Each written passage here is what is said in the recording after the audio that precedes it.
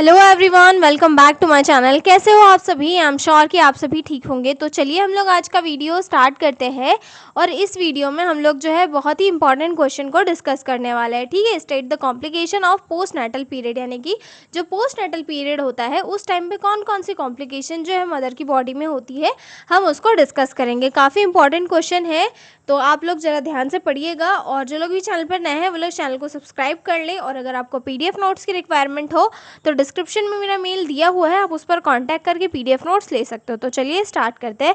Complication of post natal period. ठीक है, post natal period पहले होता क्या है ये समझते हैं। ठीक है, तो पोस्ट नेटल पीरियड एक ऐसा पीरियड होता है जहाँ पर मदर की बॉडी से बच्चा और प्लेसेंटा, यानी कि फीटस और प्लेसेंटा की डिलीवरी के बाद से लेकर 6 वीक तक का जो ड्यूरेशन होता है उसे पोस्ट नेटल पीरियड कहा जाता है। ठीक है, और इस टाइम पे मदर की बॉडी में ह्यूज चेंजेस होते हैं। इमोशनल हो गया, साइकोलॉजिकल हो गया, या फिर हम बोल सकते हैं फिजिकल हो गया। ठीक है, जैसे कि प्री प्रेगनेंसी वाली जो स्टेज होती है उस टाइम पे मदर की बॉडी अलग होती है। प्रेगनेंसी के जो ड्यूरेशन होती है उस टाइम पे मदर की बॉडी अलग होती है। बच्चा जो है मदर के वोम में प्रेजेंट होता है, वोम का साइज़ बड़ा हो जाता है, पेट मतलब पेट जो है थोड़ा फूल जाता है, और साथ में हार्मोन्स में भी इम्बैलेंस होता है।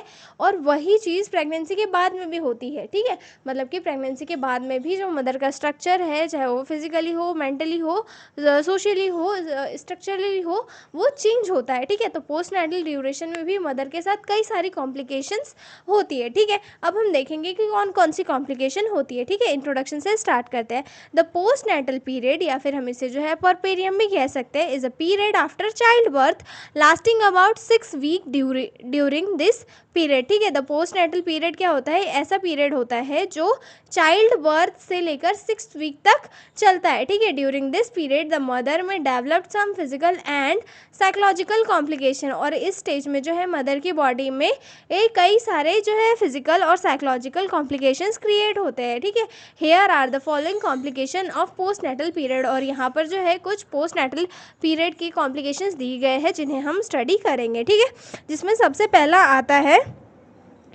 Postpartum haemorrhage. ठीक है, जिसे PPH कहा जाता है, पोस्टपार्टम हैमरेज।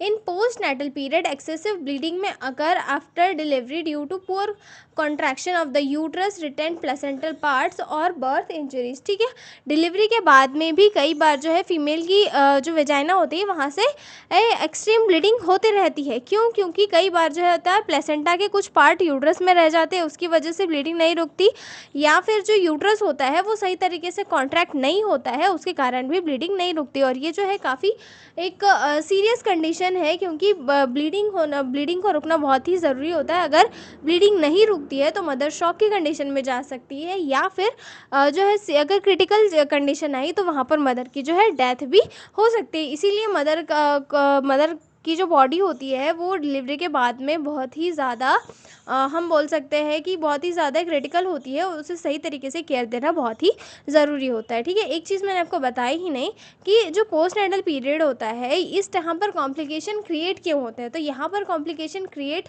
इन्फेक्शन को सही तरीके से मेंटेन मतलब सही तरीके से रोकने के लिए जो स्टेराइल टेक्निक्स यूज़ की जानी होती है वो नहीं यूज़ की जाती है, उसकी वजह से होते हैं।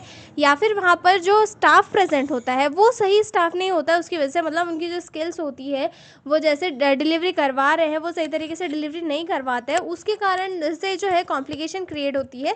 और साथ में मदर की बॉडी में भी कुछ फैक्टर्स होते हैं जो कॉम्प्लिकेशन को क्रिएट करने के लिए रिस्पॉन्सिबल होते हैं। ठीक है, तो पहला कॉम्प्लिकेशन क्या है? PPH, यानी कि पोस्टपार्टम हैमरेज, जो कि एक्सेसिव ब्लीडिंग होती है और एक लाइफ थ्रेटनिंग कंडीशन क्रिएट हो जाती है। और ये होती किस वजह से होती है? बर्थ इंजरीज की वजह से, या फिर प्लेसेंटा के कुछ पार्ट्स अगर यूट्रस में छूट गए उसकी वजह से, या फिर यूट्रस सही तरीके से कॉन्ट्रैक्ट नहीं हुआ है तो उस वजह से जो है PPH होता है। ठीक है, उसके बाद आता है हमारा परपेरियल इन्फेक्शन। ठीक है, परपेरियल इन्फेक्शन यानी कि डिलीवरी के बाद में यूट्रस या फिर जेनाइटल ट्रैक्ट में किसी भी टाइप का इन्फेक्शन हो जाना। ठीक है, in post natal period infection of the uterus और जेनाइटल ट्रैक्ट में occur because of poor hygiene, prolong labour और अनस्टेराइल प्रैक्टिसेस। ठीक है, परपेरियल इन्फेक्शन किस वजह से कॉज होता है? प्रोलॉन्ग लेबर की वजह से, यानी कि बहुत लंबे टाइम तक अगर लेबर चल रहा है उसकी वजह से हो सकता है। हाइजीन सही तरीके से अगर मेंटेन नहीं की गई है उस वजह से भी हो सकता है, या फिर स्टेराइल टेक्निक्स को यूज़ नहीं किया गया तो उसकी वजह से भी जो है परपेरियल इन्फेक्शन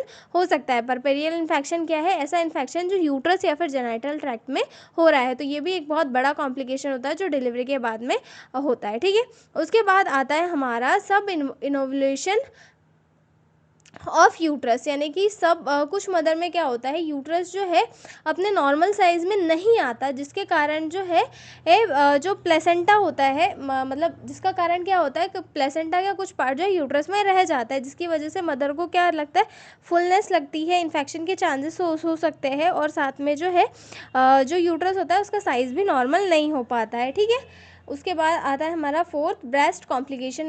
मदर की बॉडी में जो है ब्रेस्ट में जो है डिलीवरी के बाद में कई सारे चेंजेस आते हैं। ब्रेस्ट का साइज़ जो है इनलार्ज हो जाता है, टाइटनेस होती है, कई बार इन्फेक्शन हो जाता है जिसे मास्टाइटिस कहा जाता है। ठीक है, निप्पल में क्रैक पड़ जाता है जिसकी वजह से जो है उसे ब्रेस्ट फीडिंग के टाइम पे डिफ़िकल्टी होती है। ठीक है, during the postnatal period breast problem such as breast enlargement, engorgement, mastitis और cracked nipple में occur causing pain and difficulty in breast feeding. ठीक है, ये बहुत बड़ा कॉम्प्लिकेशन है, ये बहुत सारी मदर में जो है अकर होता है। ठीक है, उसके बाद आता है हमारा यूरिनरी कॉम्प्लिकेशंस। ठीक है, यूरिनरी कॉम्प्लिकेशन भी जो है मदर की बॉडी में कॉज होता है आफ्टर डिलीवरी। ठीक है, सम मदर्स में डेवलप यूरिनरी रिटेंशन और urinary tract infection after child birth. UTI जैसी प्रॉब्लम जो है एक फीमेल की बॉडी में कॉमनली देखी जाती है आफ्टर डिलीवरी। ठीक है, उसके बाद आता है हमारा थ्रोम्बो इम्बोलिक डिसऑर्डर। ठीक है, थ्रोम्बो इम्बोलिक डिसऑर्डर यानी कि वेन्स में के अंदर जो है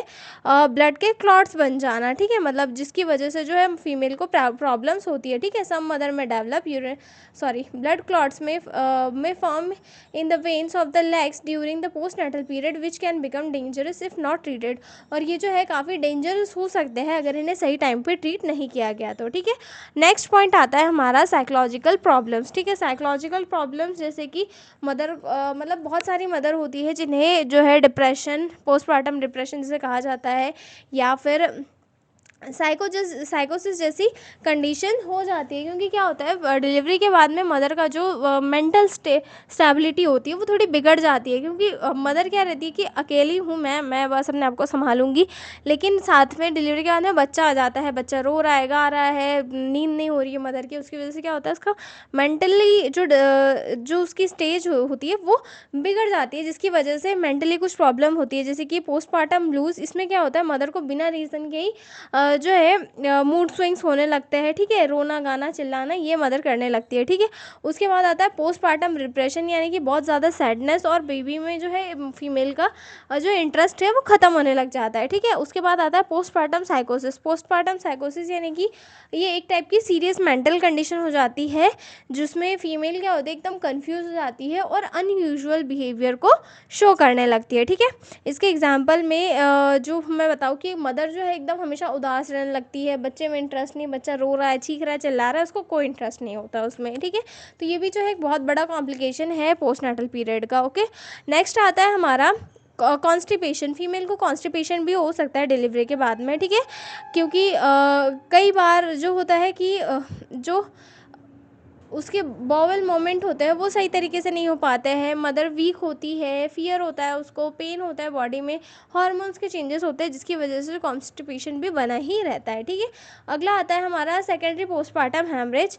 सेकेंडरी पोस्टमार्टम हैमरेज यानी कि हम बोल सकते हैं कि डिलीवरी के बाद में जो हैमरेज हुआ ओके, उसके बाद में अगर हैमरेज ब्लड की जो ब्लीडिंग है वो बंद हो गई, लेकिन सडन जैसे कि कुछ टाइम बाद में स्टार्ट होगी तो इसे सेकेंडरी पोस्टमार्टम हैमरेज कहा जाता है, और ये जो है पोस्टनेटल पीरियड में कभी भी हो सकती है। ठीक है, ब्लीडिंग में अगर after 24 hour up to 6 week following delivery due to infection और रिटेन प्लेसेंटल टिश्यूज। और ये किस वजह से हो रही है, किसी इन्फेक्शन की वजह से होती है, या फिर प्लेसेंटा के अगर कोई टिश्यू या सेल्स अगर यूट्रस के अंदर रह गए हो तो उसके कारण जो है ये होती है। इसीलिए कभी भी जो डिलीवरी के बाद में प्लेसेंटा है उसे पूरी तरीके से बाहर निकालना बहुत ही ज़रूरी होता है। ठीक है, और इसमें हमने जो है एक कॉम्प्लिकेशन छोड़ दिया था, जो है पेरिनियल कॉम्प्लिकेशन। ठीक है, पेरिनियल कॉम्प्लिकेशन यानी कि पेन, स्वेलिंग, इन्फेक्शन और हेमाटोमा में अकर एट द एपिजियोटोमी और पेरिनियल वाउंड साइड आफ्टर मतलब कि डिलीवरी के बाद में जो पेरिनियल वाउंड होता है या फिर एपिजियोटोमी के जो सूचर्स होते हैं उनमें